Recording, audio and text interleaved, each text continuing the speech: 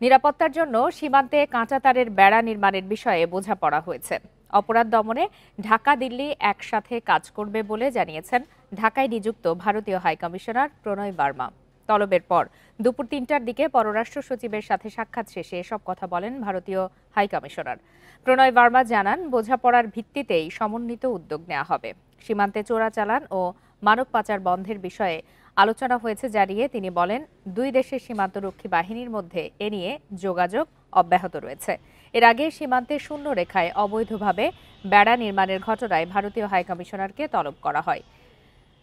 স্বরাষ্ট্র উপদেষ্টা জাহাঙ্গীর আলম চৌধুরী জানান, সম্প্রতি শূন্যরেখায় ৫টি জায়গায় কাঁটাতারের বেড়া নির্মাণ শুরু করে ভারত। তবে বিজিবি ও স্থানীয়দের প্রতিরোধের মুখে কাজ বন্ধ করতে বাধ্য হয় বিএসএফ।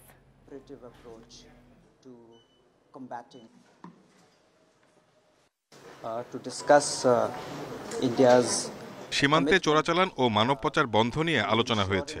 একই সাথে নিরাপত্তার জন্য সীমান্তে বেড়া নির্মাণের বিষয়ে বোঝাপড়া হয়েছে। দুই দেশের সীমান্তরক্ষী বাহিনীর মধ্যে এ নিয়ে যোগাযোগ চলছে। বোঝাপড়ার ভিত্তিতেই সমন্বিত উদ্যোগ নেবে দুই দেশ।